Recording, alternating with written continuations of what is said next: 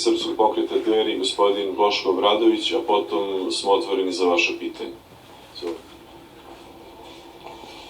Poštovani predstavnici medija, pre svega srećan današnji veliki hrišćanski praznik svima vama i vašim porodicama. Hvala Demokratskoj stranci Srbije na gostoprimstvu i posebno veliko hvala ovde prisutnim liderima pokreta Dosta je bilo, Demokratske stranke i Socijaldemokratske stranke, kao naravno i njihovim koalicionim partnerima koji su došli da nas podrže u ovoj borbi koja nam je ovde svima zajednička, a to je borba za poštovanje izborne volje građana Srbije, a protiv izborne krađe koja je jutros u 2:30 doživela vrhunac posle 96 sati manipulacije i pripreme za ovu izbornu krađu.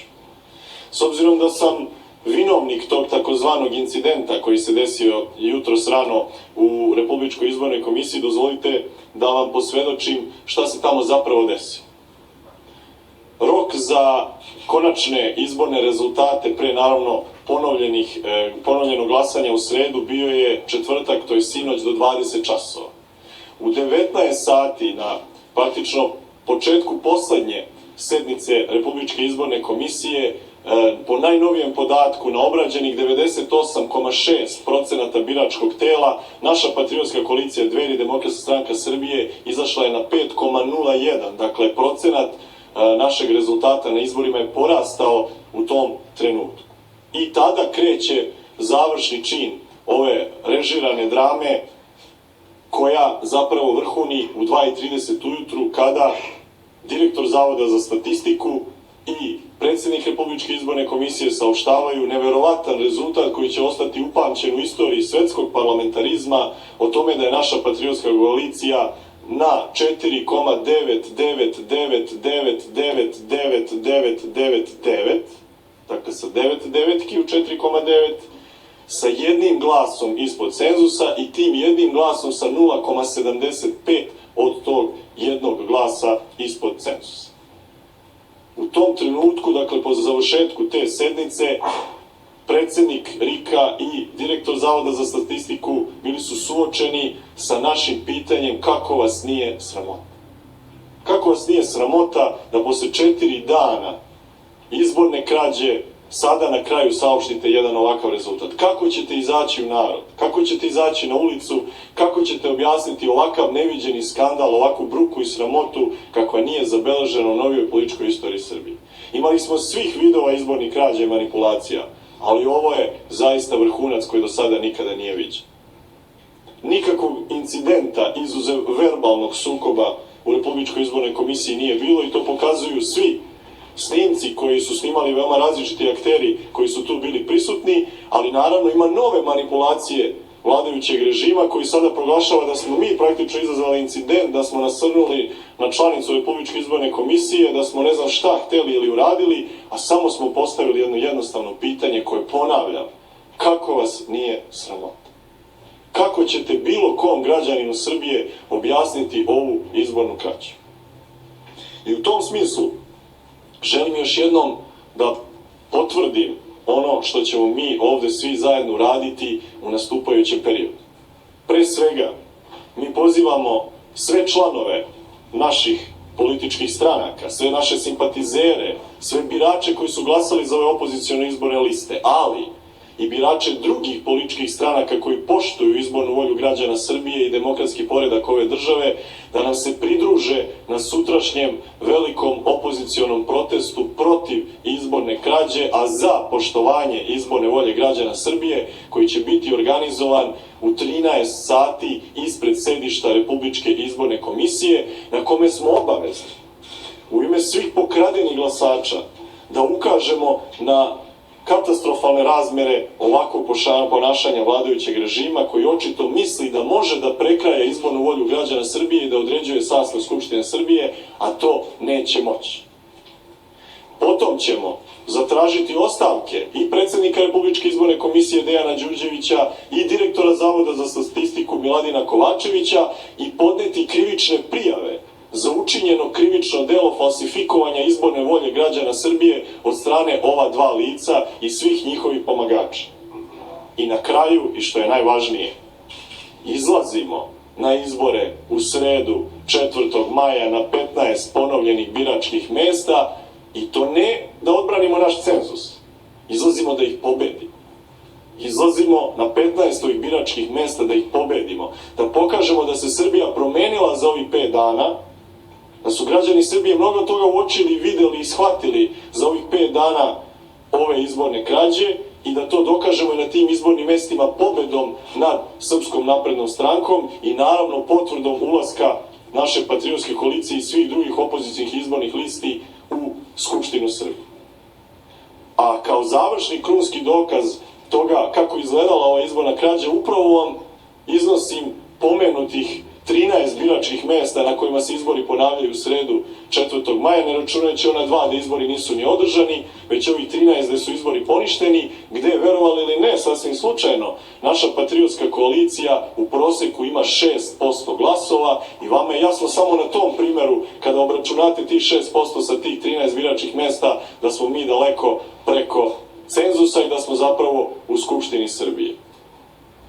Bez ikakvog blagovremenog prigovora, protivzakonito, na silu poništeni su izbori na ovih 13 biračkih mesta, samo da bi se mogao ukalkulisati rezultat koji ste čuli jutros u Republičkoj izbornoj komisiji, između ostalih marifetluka, laži, prevara i krađa koje su učinjene da bi se za 4 dana uopšte došlo u poziciju da može da se prikaže ovakav konačni rezultat. Ali mi se ne plašimo suočavanja sa Srpskom naprednom strankom, sa svim njenim, da tako kažem, vojskama na terenu koje će izaći i pokušati da pokradu izbore i 4. maja. Mi smo sigurni da će kompletna demokratska javnost da podrži odbranu izborne volje građana Srbije i da ćemo svi izaći na te izbore da pobedimo Srpsku naprednu stranku i u tom smislu pozivamo građane Srbije u borbu protiv izborne krađe, a za poštovanje izborne volje izražene na vanrednim republičkim izborima 24. aprila. Hvala vam svima na pažnji, naravno stojimo svi ovde na raspolaganju za vaša pitanja. Izvolite, ako ima pitanja, predstavite se i za koga je pitanje, izvolite. Jovana Štetina, jedan pitanje gospodina Obradovića. Ministar unutrašnjih poslova je jutros rekao da će policija, što je tehničko vlada, Nebojša Stefanović, rekao da će policija i tužilaštvo raditi, odnosno da neće dozvoliti izborno nasilje i da će raditi u slučaju Sinoć, odnosno na tom vašem verbalnom napadu na članu Velika i predsjednika Švajcarske komisije što Zavoda za statistiku. Kako na to odgovarate i da li mislite da ćete raditi izborno nasilje? Ministar policije je također rekao u toj svojoj izjavi da je uzeo izjave od svih aktera toga događaja, a evo ja vam svedočim da mene niko nije kontaktirao i da nikakvu izjavu za ministarstvo i policije i tužilaštvo nisam dao. Evo, ceo dan sam u izbornom štabu Srpskog pokreta Dveri u Višegradskoj broj 6 i dobrodošli su svi državni organi koji žele da uzmu izjavu o tom događaju. Sa druge strane, svi video snimci koji su osvanuli na internetu jasno pokazuju da nikakvog incidenta tu zapravo nije bilo, a ako gospodin ministar Stefanović želi da spreči izborno nasilje, ja ga u tome apsolutno podržavam i pozivam ga da uđe u Republičku izbornu komisiju i da utvrdi ko vrši izborno nasilje, ko prekraja izbornu volju građana Srbije, ko krade glasove građana Srbije i da posebno u tom smislu privede poznaniju prava predsjednika Republičke izborne komisije i svog stranačkog kolegu Dejana Đurđevića i direktora Zavoda za statistiku Miladina Kovačevića. Dakle, to su akteri izbornog nasilja, to su akteri ključnih incidenata na ovim izborima i oni će za to kad tad morati krivično da odgovaraju.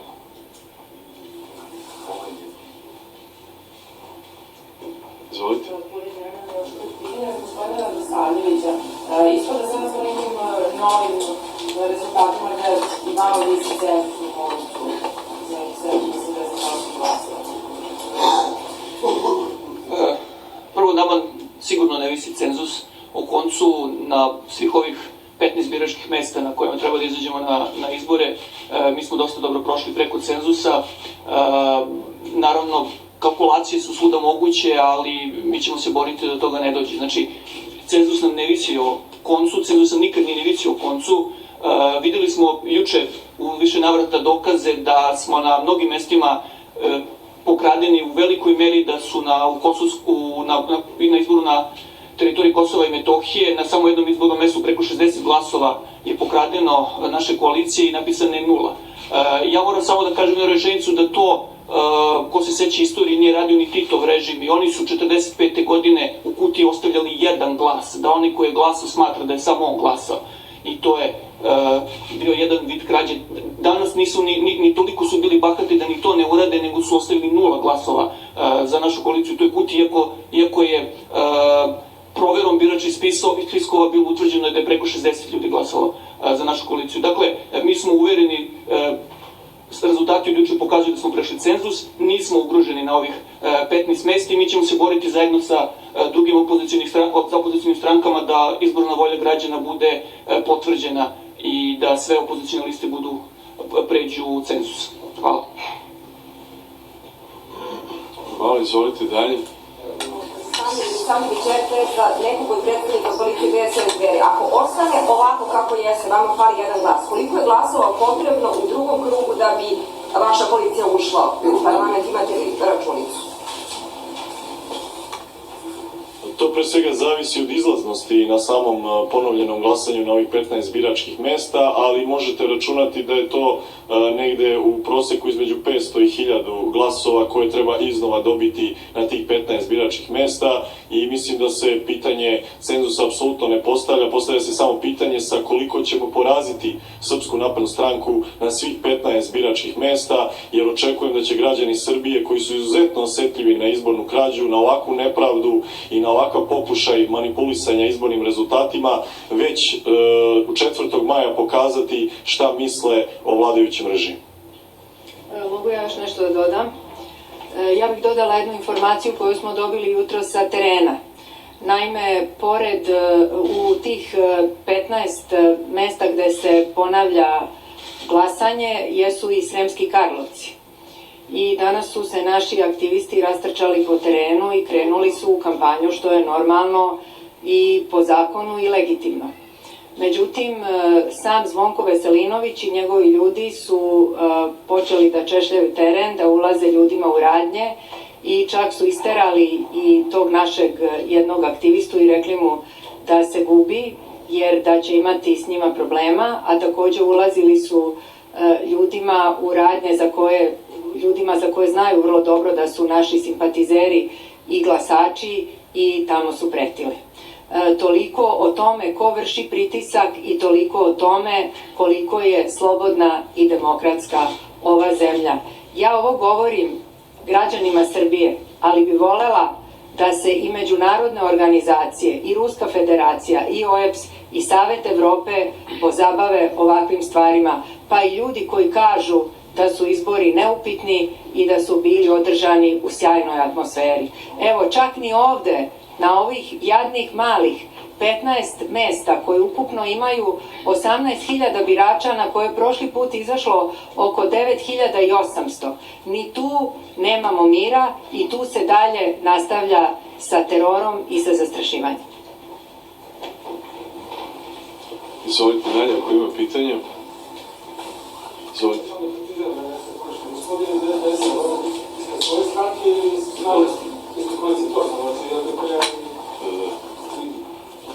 Izvolite, ima li još pitanja?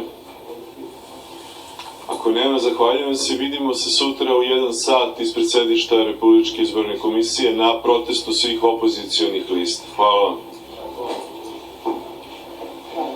Hvala svima.